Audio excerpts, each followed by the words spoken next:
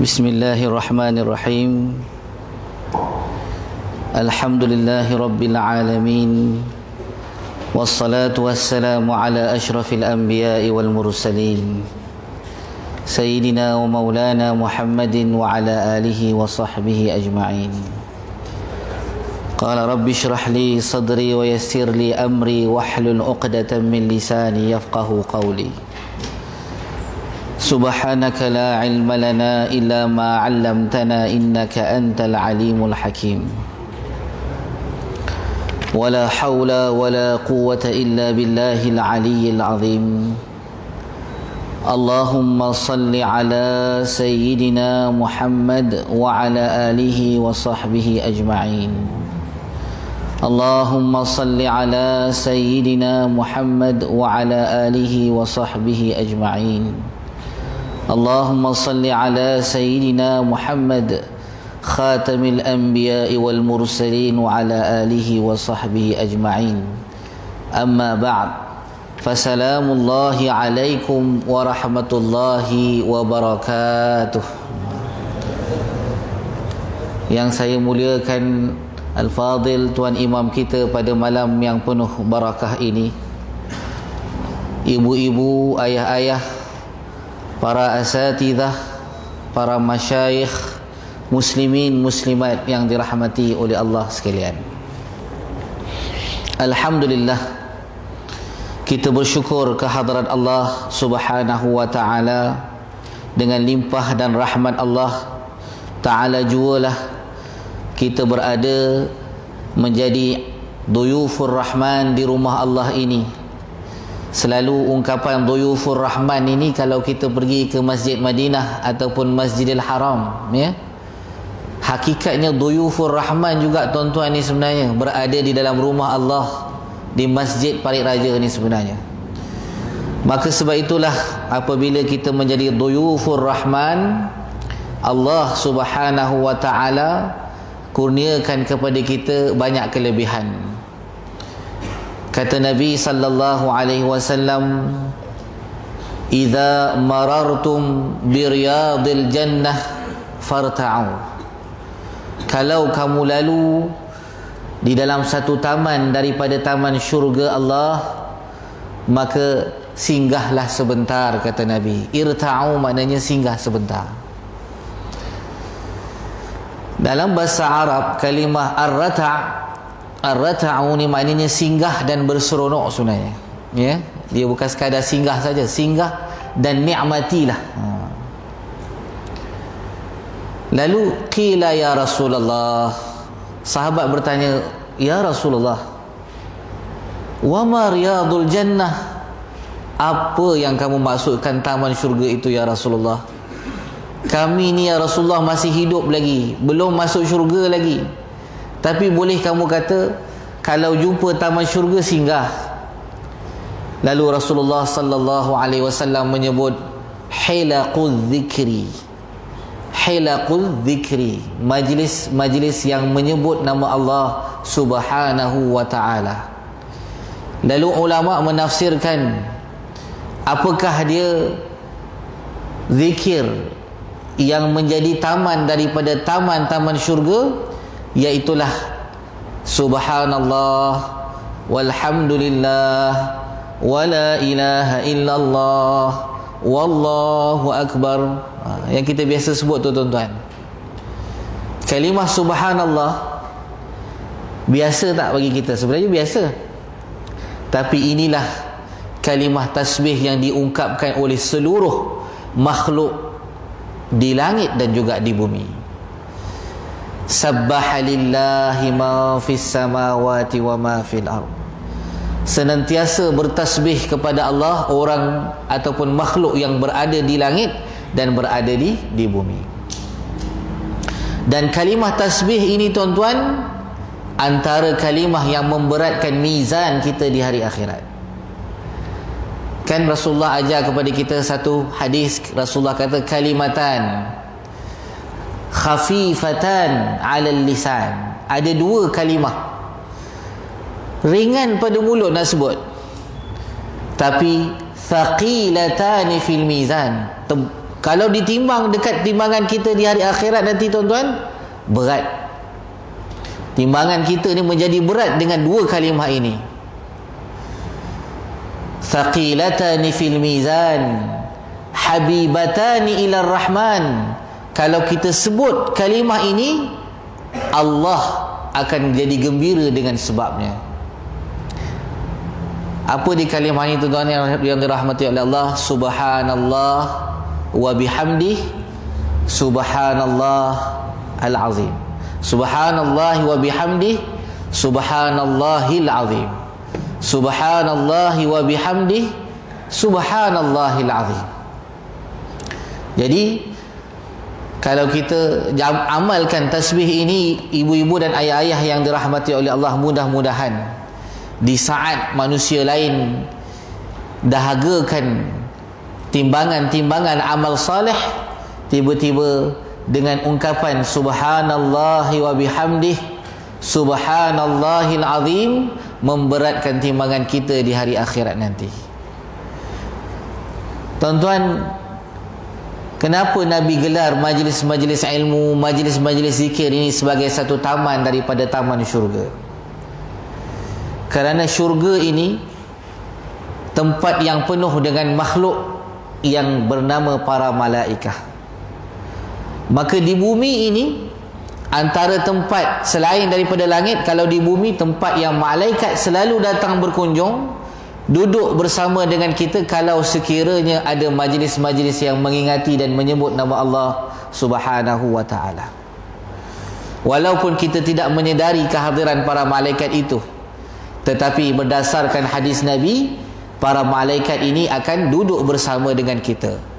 Bahkan kata ulama, selain daripada majlis menyebut nama Allah, bahkan majlis yang mengingati kehidupan Nabi sallallahu alaihi wasallam juga disebut antara hilaqul zikri. Sebut nama Nabi sallallahu alaihi wasallam, mempelajari sirah baginda sallallahu alaihi wasallam, menjadikan Nabi sebagai contoh dan idola dalam hidup kita ini juga, ibu-ibu dan ayah-ayah, merupakan satu daripada tanda kita ini mengingati Allah Subhanahu wa ta'ala. Kalau orang kata kita ni asyik selawat aja, bila kita nak berzikir kepada Allah?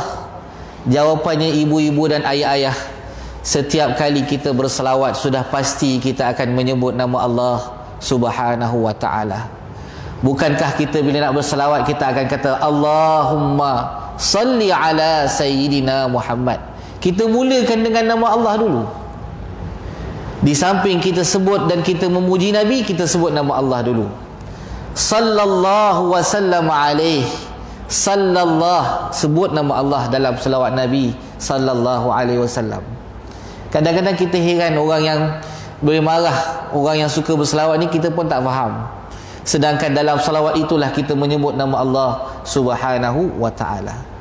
Maka selain daripada itu, kata para ulama, majlis-majlis ilmu berdasarkan hadis yang sahih, ya, man salaka tariqan yaltamisu fihi ilman sahalallahu lahu tariqan ilal jannah. Siapa yang duduk dalam satu majlis, siapa yang keluar daripada rumah menempuh jalan sukar, nak turun daripada rumah naik basikal, menempuh lecak, petang tadi hujan, basah baju kena hujan, nak datang rumah Allah, teringat malam ni ada kuliah, ada majlis-majlis ilmu.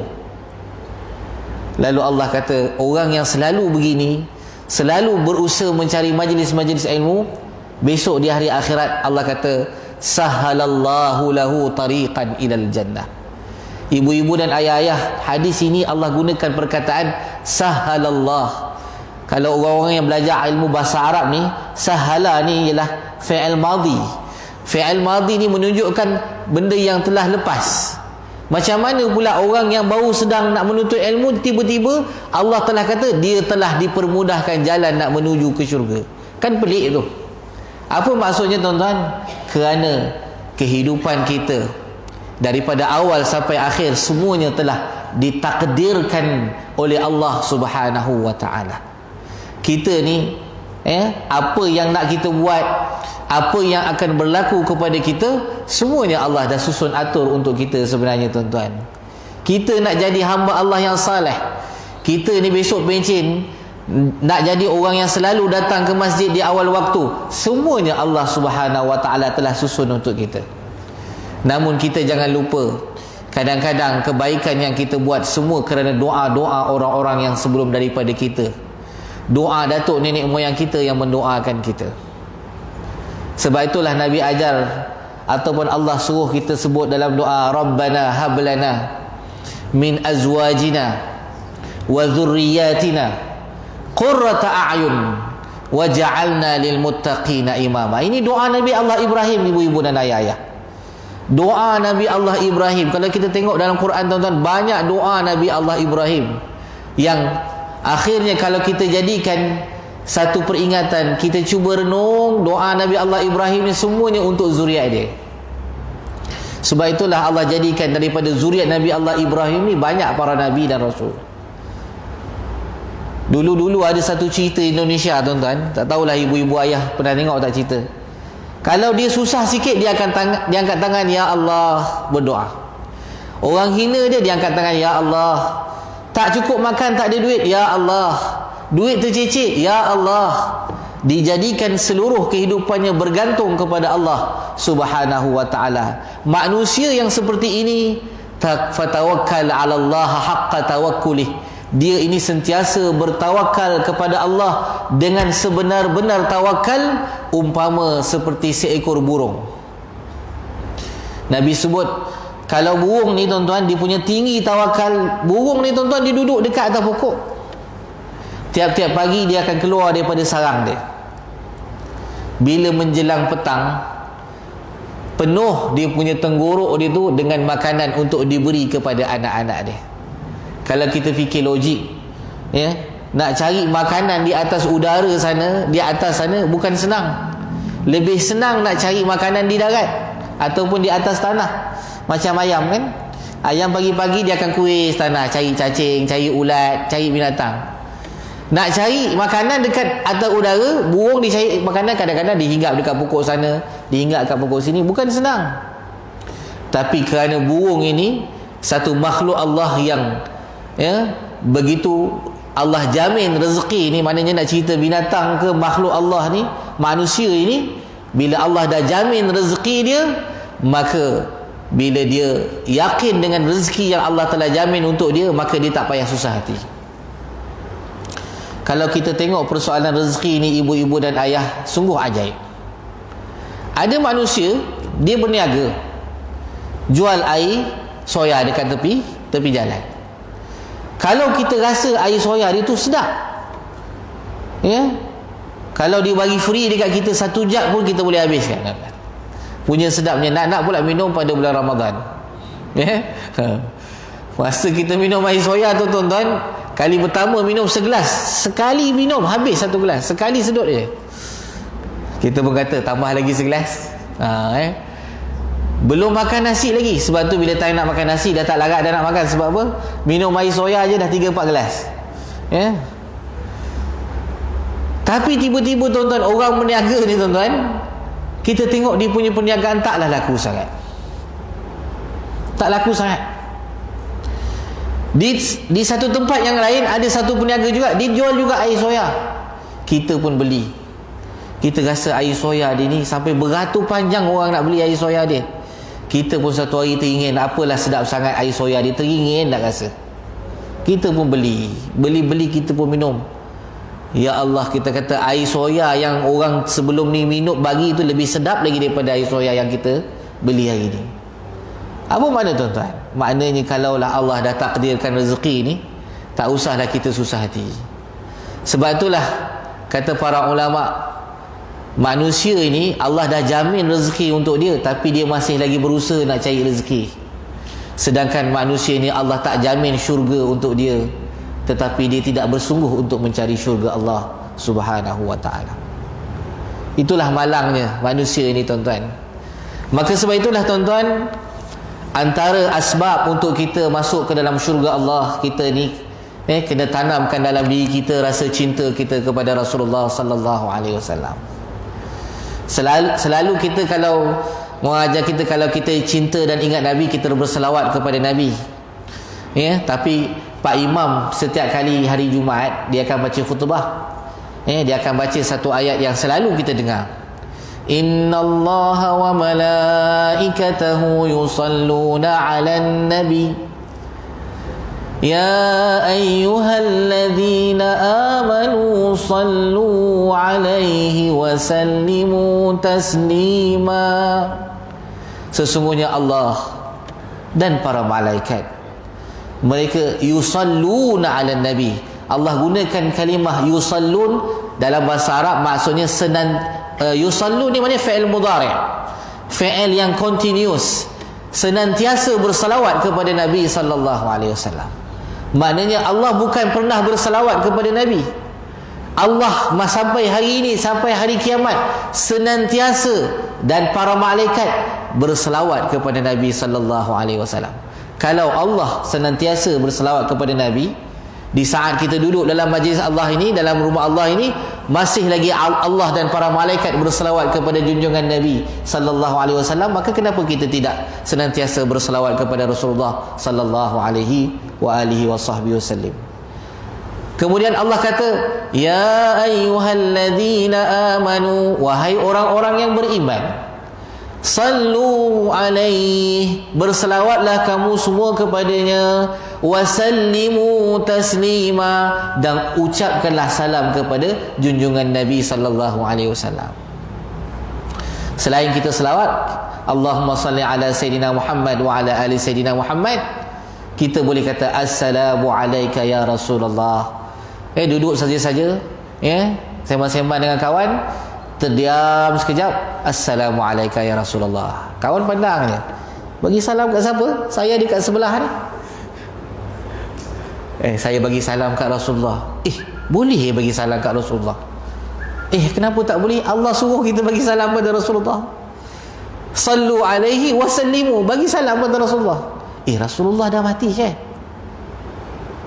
Kalau Rasulullah dah mati, kata Rasulullah, kalaulah ada di antara umat aku yang datang bagi salam ataupun mengungkapkan selawat kepada aku, radda alayya ruhi, kata Rasulullah, Allah akan kembalikan kepada jasad aku ruh aku, fa arudda alaihi salam, lalu aku akan membalas salam orang yang mengungkapkan salam pada aku.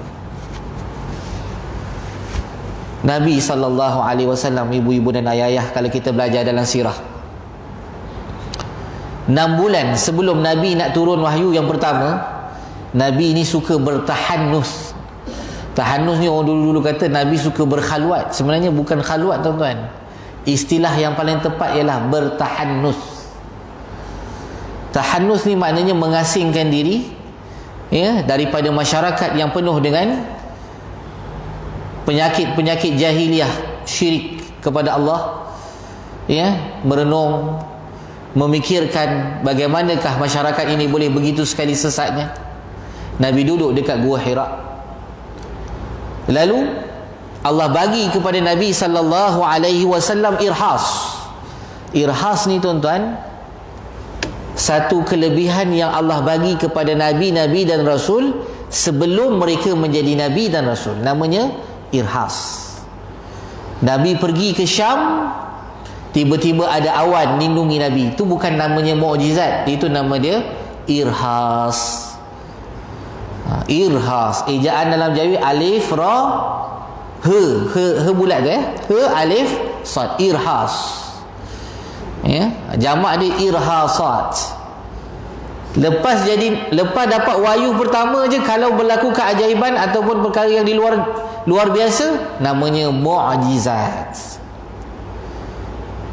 Jadi antara irhas sebelum Nabi nak jadi rasul ni, Nabi jalan di sekeliling kota Mekah. Nabi bila jalan pada waktu malam, tiba-tiba Nabi mendengar ada suara yang memanggil, assalamu alayka ya Rasulullah, assalamu alayka ya Rasulullah. Nabi masa tu tak tahu dia akan jadi rasul. Nabi tengok tak nampak manusia. rupa-rupanya Allah berikan ruh sementara kepada batu tu. Sekejap Allah bagi hanya semata-mata nak mengucapkan salam kepada Rasulullah sallallahu alaihi wasallam. Sebab tu Nabi sebut sallallahu alaihi wasallam dalam hadis Muslim, inni la'arifu hajaran bi Makkah, sesungguhnya aku mengenal batu-batan yang ada di kota Mekah, kana yusallimu alayya qabla an ub'ath, yang mana batu-batu ini memberi salam kepada aku ketika sebelum aku diutuskan menjadi rasul. Wa inni la'arifuhu al'an, dan aku masih kenal lagi batu-batu tersebut. Jadi tuan-tuan, ya, Allah bagi pada batu boleh mengucapkan salam kepada Rasulullah. Mengapa kita tidak mengucapkan salam kepada Rasulullah sallallahu alaihi wasallam? Maka sebab itulah tuan-tuan yang dirahmati oleh Allah, kata para ulama, ya, antara salawat yang boleh dilantunkan apabila antara yang kita, ya, di antara para ulama yang mencantumkan ketiga-tiga je, Allahumma salli wa sallim wa barik ala sayyidina Muhammad wa ala ali sayyidina Muhammad. Sebab apa?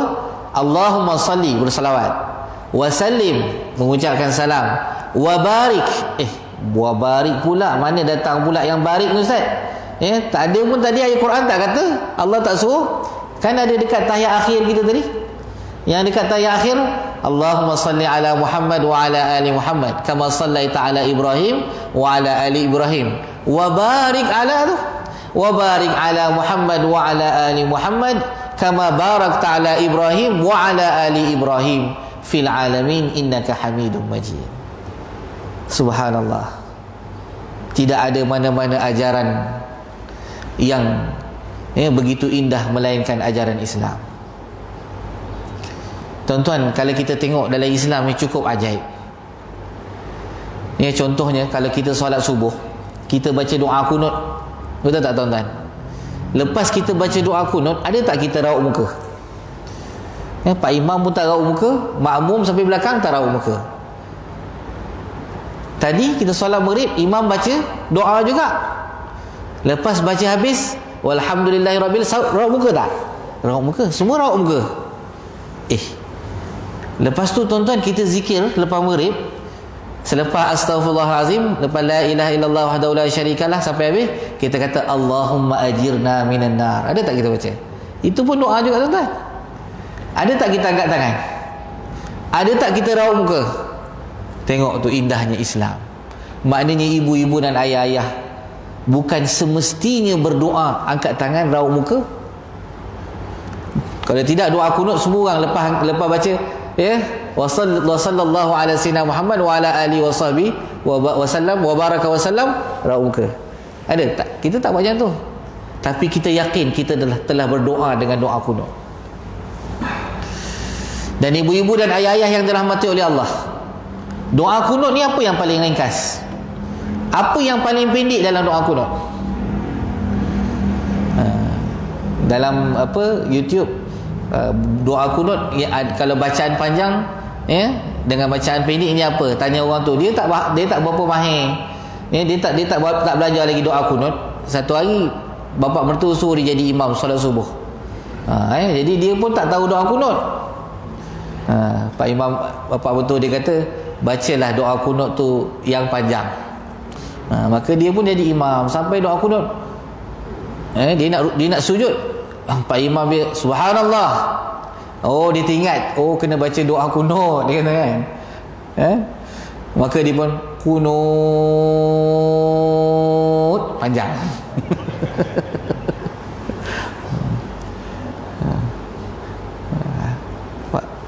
Pak mentua dia kata subhanallah.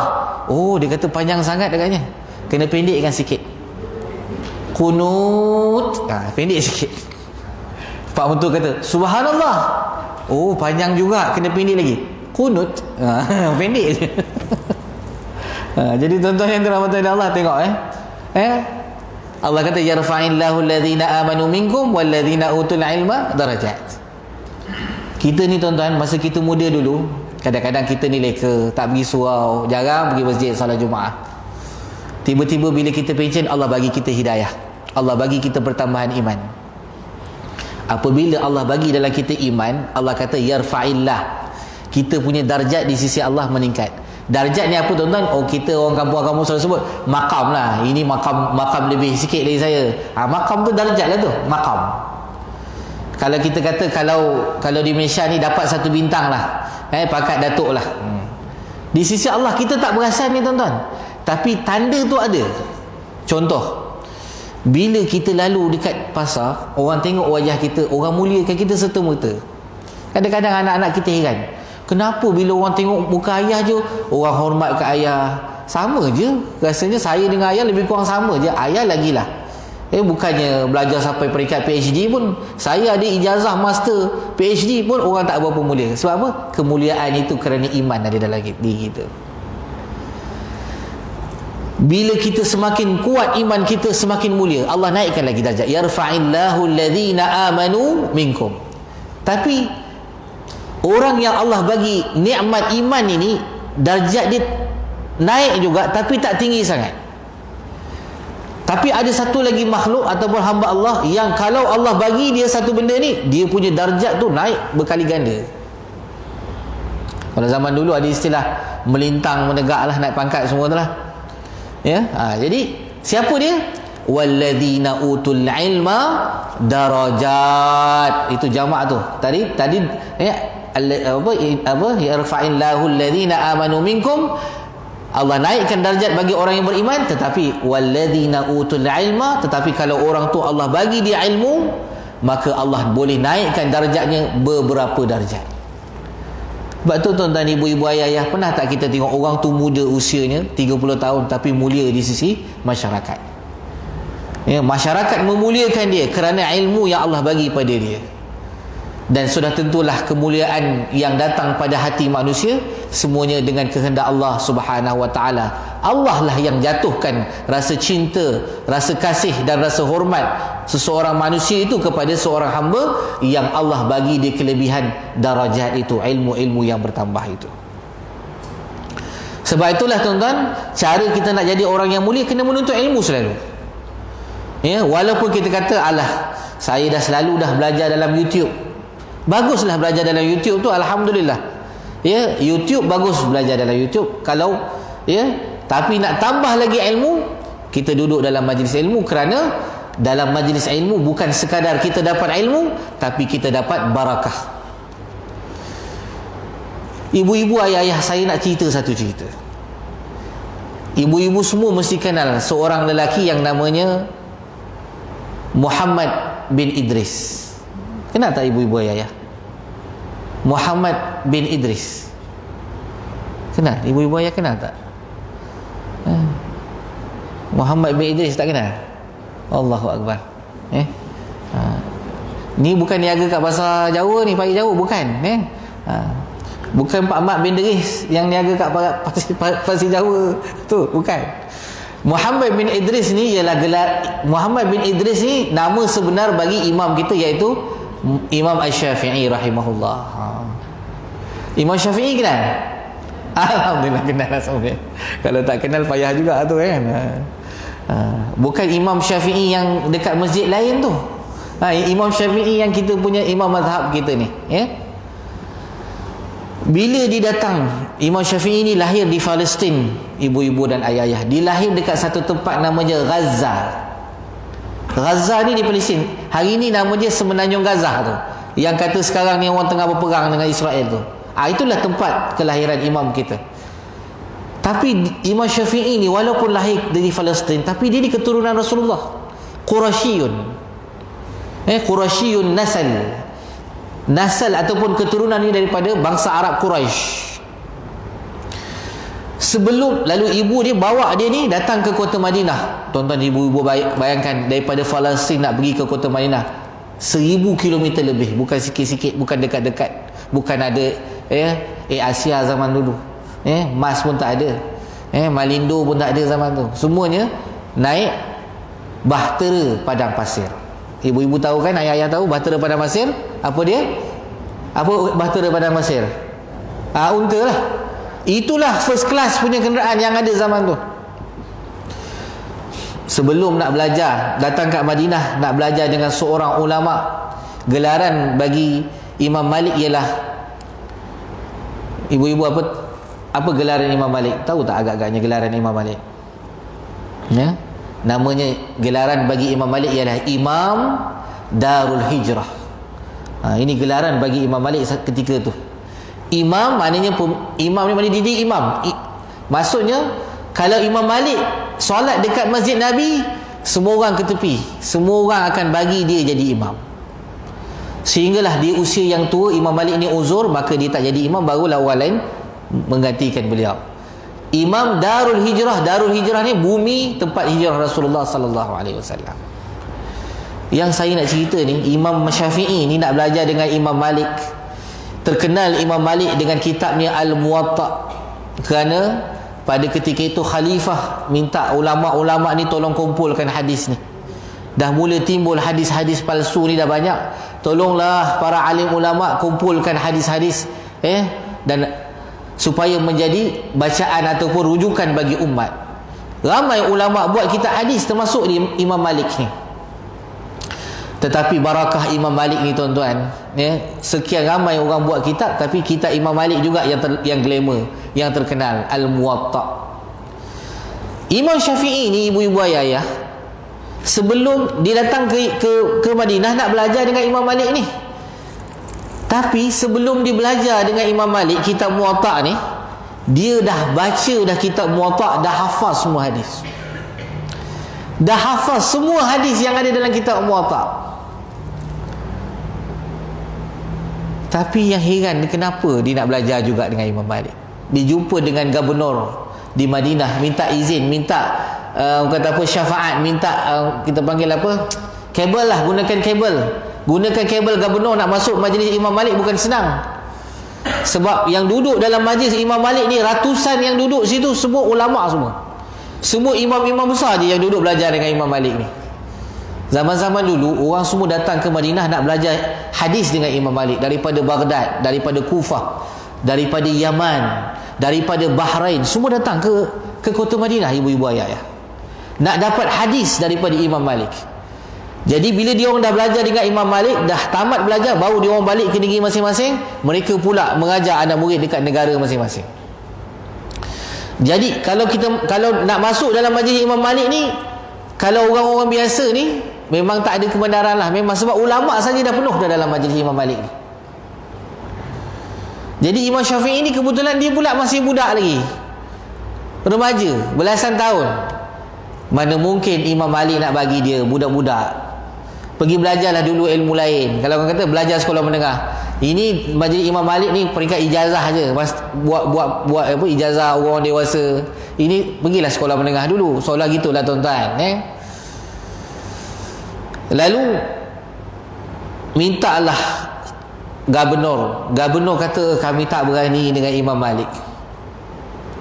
Tak ada siapa pun pada ketika itu orang yang berani nak recommend orang untuk masuk dalam majlis Imam Malik. Sebab Imam Malik ini, kalau tuan-tuan, Imam Syafi'i dia kata, kalau aku pernah bertemu dengan beberapa orang khalifah, ni Imam Syafi'i cerita, aku bertemu dengan beberapa orang khalifah, aku tidak pernah gentar duduk di hadapan khalifah, tetapi bila aku memandang wajah Imam Malik, hati aku jadi gemetar. Maknanya Allah bagi haibah, Allah bagi rasa haibah, kemuliaan. Orang pandang Imam Malik, orang jadi gemetar, takut, kerana ilmu tu, kemuliaan ilmu tu, tuan-tuan.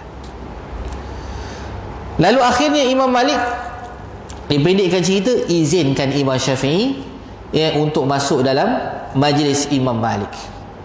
Sebelum nak diizinkan, Imam Malik kata, kamu ni nak belajar dalam majlis aku, apa yang kamu tahu tentang hadis Rasulullah sallallahu alaihi wasallam? Berapa hadis yang kamu dah hafal daripada Rasulullah sallallahu? Imam Malik nak test Imam Syafi'i. Imam Syafi'i kata, wahai tuan guru yang mulia Imam Malik, kitab tuan yang namanya Al-Muwatta itu telah hamba hafaz keseluruhannya. Tengok tu tuan-tuan, Yang ulama-ulama yang punya banyak dalam majlis tu pun belum hafal lagi. Tiba-tiba ada budak remaja, dia mendakwa dia dah hafal kitab Al-Muwatta' ni.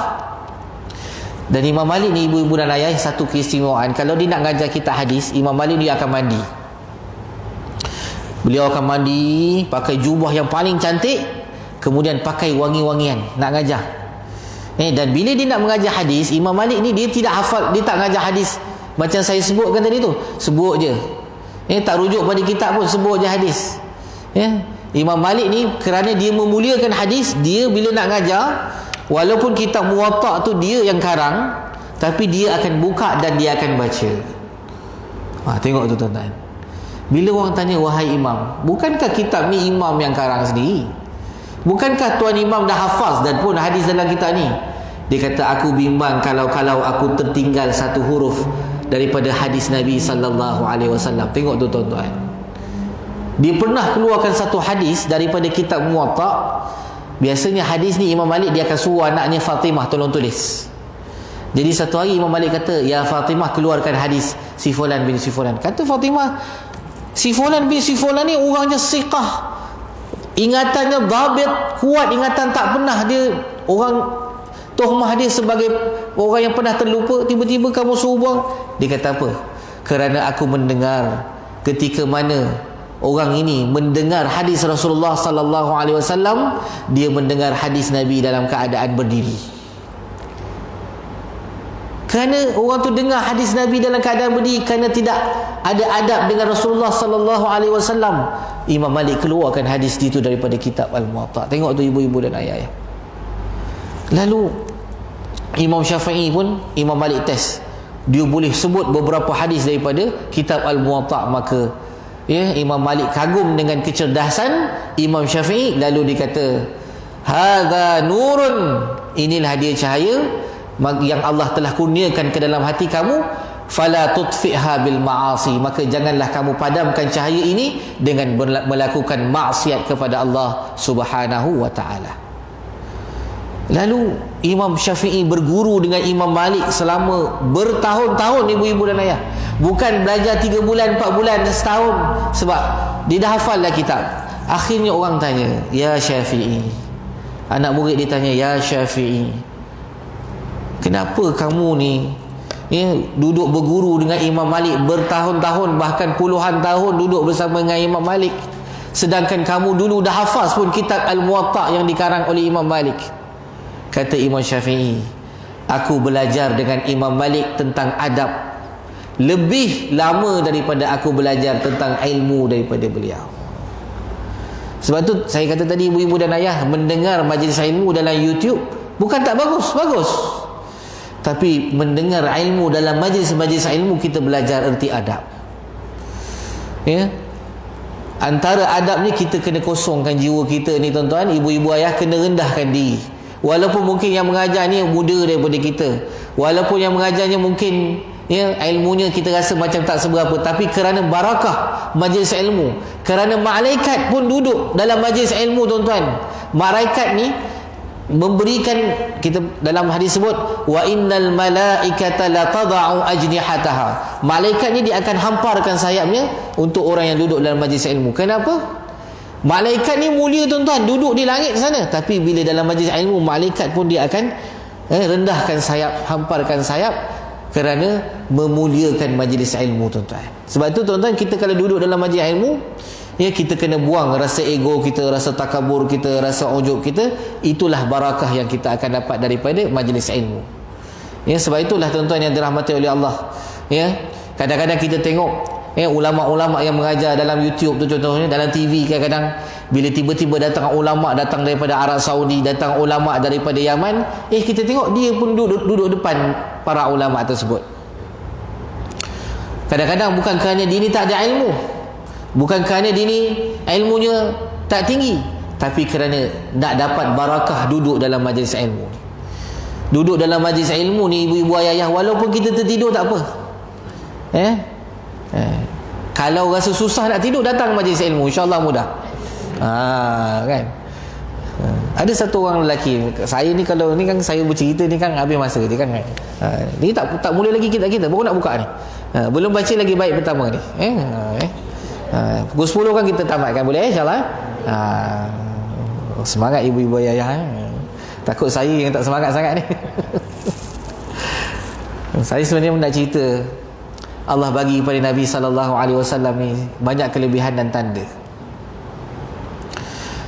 Pada malam kelahiran Nabi, ibu-ibu ayah pernah dengar kot, ya. Pada malam Nabi sallallahu alaihi wasallam lahir, kata Siti Aminah, ra'at, Rasulullah sebut ra'at ummi hinama wada'atni, ibu aku, kata Rasulullah, ibu aku Siti Aminah ketika malam dia melahirkan aku, sata'a lahu nurun, keluar daripada rahim itu cahaya, fa'adha'a lahu qusur Basra, cahaya ini menerangi istana-istana di Basra, di Iraq sana, tuan-tuan. Ini pada malam kelahiran Nabi sallallahu alaihi wasallam. Pada malam yang sama itu juga berhala yang duduk di sekitar Baitullah yang didiri dan dibina dan disembah oleh orang-orang musyrikin jahiliyah di kota Mekah, berhala-berhala itu runtuh pada malam kelahiran Nabi sallallahu alaihi wasallam. Orang Arab jahiliyah tengok berhala jatuh bergelimpangan, heran dia. Tapi mungkin dia menyangka mungkin malam tadi ribut, dia tak sangka pun ini kerana kelahiran junjungan Nabi sallallahu alaihi wasallam. Pada malam kelahiran Rasulullah disebut dalam kitab Ar-Rahiqul Makhtum ini, air tasik di Iran, hari ini nama di Iran, dulu nama di Parsi, nama dia Tasik Sawah. Satu tasik yang dalam dan cantik, tuan-tuan. Tuan-tuan kalau tengok, type dalam Google, type Tasik Sawah di Iran. Tasik yang begitu indah. Pada malam, tasik itu tak pernah kering, tuan-tuan. Pada malam kelahiran Nabi sallallahu alaihi wasallam, tasik yang begitu dalam, yang begitu banyak airnya kering, pada menunjukkan Allah nak bagi satu simbolik bahawa kerajaan Parsi yang terletaknya di Iran sana akan runtuh dan akan hancur secara sedikit demi sedikit. Pada malam kelahiran Nabi, 14 tiang istana Maharaja Rom runtuh, sehingga Maharaja Rom panggil paderi-paderi di ahli nujum, kenapa boleh tiba-tiba tiang yang begini besar boleh runtuh? Pada malam kelahiran Rasulullah sallallahu alaihi wasallam, satu lembah di Kufah, ada satu lembah, tuan-tuan, namanya Lembah Samawah.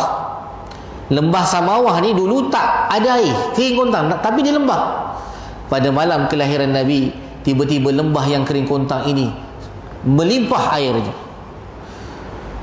Dan pada malam kelahiran Nabi sallallahu alaihi wasallam, kata seorang sahabat Nabi yang bernama Hasan bin Thabit, pada ketika itu usia beliau 10 tahun, dia duduk di kota Madinah menjerit orang-orang Yahudi pada malam kelahiran Nabi. Mereka mengatakan telah dilahirkan Nabi akhir zaman, telah diutuskan Nabi akhir zaman.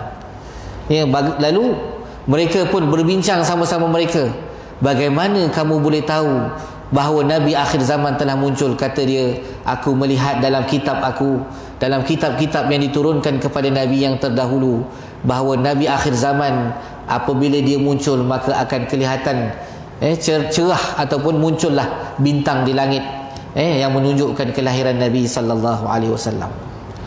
Kalaulah seluruh dunia ini boleh berubah dengan kelahiran Nabi sallallahu alaihi wasallam, cuba kita tanya dalam diri kita, ibu-ibu dan ayah-ayah, kenapa kita tidak boleh berubah kalau kita memperbanyakkan salawat dan salam kepada junjungan besar Nabi sallallahu alaihi wasallam.